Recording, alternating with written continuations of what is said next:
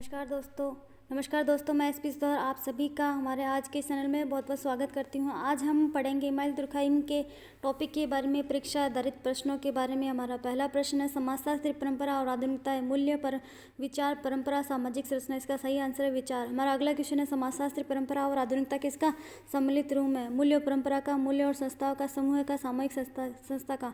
तो इसका सही आंसर है मूल्य और संस्थाओं का। हमारा अगला क्वेश्चन है, सामाजिक विरासत के तत्व, मूल्य की व्यवस्था, सामाजिक संरचना, व्यक्तित्व की संरचना, ये सभी। तो इसका सही आंसर है ये सभी। परंपरा का अर्थ किस काल में विकसित हुआ? प्राचीन काल, मध्यकाल, आधुनिक काल, मध्य आधुनिक काल। तो इसका सही आंसर है आधुनिक काल।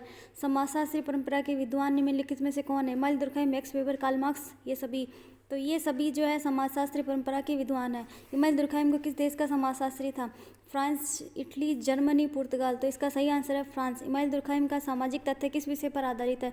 धर्म, आत्महत्या, श्रम विभाजन, ये सभी। तो ये सभी जो है सामाजिक तथ्य के विषय पर आधारित है। समाजशास्त्र का समाज का अध्ययन करने वाला विज्ञान किसने कहा है? Karl Marx, Durkheim, Weber, Edward Said. Durkheim ने समाजशास्त्र का समाज का अध्ययन करने वाला विज्ञान बताया है। हमारा अगला क्वेश्चन है, दुर्कheim ने समाज में घटित होने वाली घटनाओं का कारण किसे बताया? व्यक्ति, परिवार, समाज, धर्म। तो ये समाज में घटित होने वाली घटनाओं का कारण बताते हैं। दुर्कheim ने किसे प्रधानता देने की बात कही है? व्यक्ति, विचारों, समाज, नैतिकता। तो इसका सही आंसर है समाज को।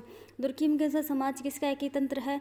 परंपरा का, संरचनावाद का, आधुनिकता का, प्रकार्यवाद। इसका सही आंसर है प्रकार्यवाद का। प्रकार्यवादी की विवेचना दुर्कheim ने अपनी किस रचना में की है? Suicide, socialism, the division of labour in society, education, moral. तो इसका सही आंसर है the division of labour in society. समाज की वास्तविक इकाई किसे माना गया है? नैतिकता, धर्म, परिवार, व्यक्ति। तो इसका सही आंसर है नैतिकता। हमारा अगला क्वेश्चन है, दुर्कheim ने समाजशास्त्री सिद्धांत की अवधारणा उनकी किस पुस्तक में वर्णित है? Rules of sociological method, suicide, education and society, sociology and philosophy. और इसका सही आंसर है रूल्स ऑफ सोशोलॉजिकल मेथड। हमारा अगला क्वेश्चन है, दुर्कheim का समाजशास्त्रीय सामाजिक तथ्य का विचार के व्यक्तिवाद विचारों से भिन्न है? वेबर, मार्क्स, स्पेंसर, गिट। तो इसका सही आंसर है स्पेंसर। दुर्कheim ने समाजशास्त्रीय अध्ययन के लिए किसे अवैज्ञानिक माना है? व्यक्ति, समाज, सामाजिक तत्व को, इनमें से कोई नहीं, व्यक्ति को। समाजशास्त्र को सामाजिक तथ्यों का अध्ययन किसने बतलाया? Marx, Spencer, Durkheim, Giddens. इसका सही आंसर है दुर्कheim। किसने कहा कि सामाजिक तथ्यों को वस्तुओं की तरह समझना चाहिए? Emile Durkheim, Max Weber, Auguste Comte, Herbert Spencer. तो इसका सही आंसर है इमाइल दुर्कheim। समाजशास्त्रीय अध्ययन का प्रमुख क्षेत्र कौन सा है? समाज, सामाजिक तथ्य, व्यक्ति, परिवार। तो इसका सही आंसर है सामाजिक तथ्य। हमारा अगला है क्वेश्चन है, दुर्कheim ने सामाजिक तथ्यों को किस रूप में देखा है? विज्ञान, भौतिक पदार्थ में, समाज में, ये सभी। तो इसका सही आंसर है भौतिक पदार्थ में। हमारा अगला क्वेश्चन है, सामाजिक तथ्य मनुष्य के बाहर रहते हुए भी किसे प्रभावित करता है? विचार, समाज, चेतन, नैतिकता। तो इसका सही आंसर है विचार को। सामाजिक तथ्य का प्रभाव व्यक्ति कहाँ अनुभव करता है? बाह्यपन, आंतरिकता में, सार्वभौमिकता, वस्तुनिष्ठता में।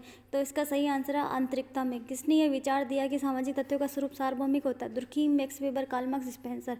तो इसका सही आंसर है दुर्कheim। सभी व्यक्तियों की चेतन अवस्था को समान रूप से प्रभावित करता है समाज, धर्म, नैतिक, सामाजिक तथ्य। तो इसका सही जवाब है सामाजिक तथ्य। दुर्कheim ने आत्महत्या को किस प्रकार की घटना माना है? एक सामाजिक, व्यक्तिगत, तनाव, पारिवारिक।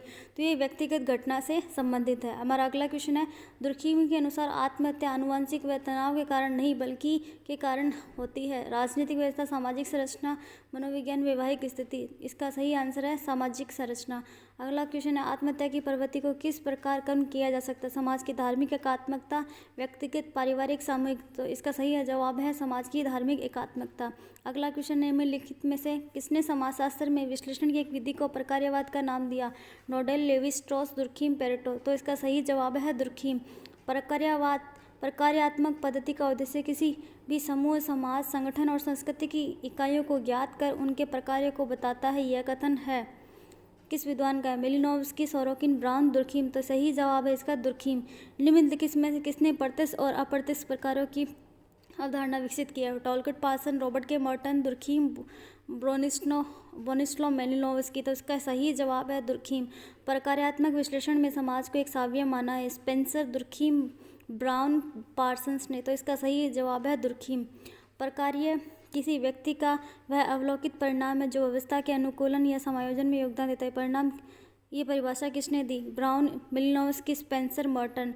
तो इसका सही जवाब है स्पेंसर ने। हमारा अगला क्वेश्चन है, इमाइल दुर्कheim के अनुसार धार्मिक धारणाओं की समाज विज्ञान में भूमिका यह है कि वे व्यक्तियों को आंतरिक तथा बाह्य खतरों का मुकाबला करने में सक्षम बनाते हैं। व्यक्तियों को धार्मिक अनुष्ठानों तथा औपचारिकता को पूरा करने का अवसर प्रदान करते हैं। वे व्यक्तियों को आदिदैविक का अनुभव करने के लिए सक्षम बनाते हैं वे व्यक्तियों को उनके सामाजिक जीवन में मजबूत कारक प्रदान करती है। तो इसका सही जवाब है वे व्यक्तियों को उनके सामाजिक जीवन में मजबूत कारक प्रदान करती हैं।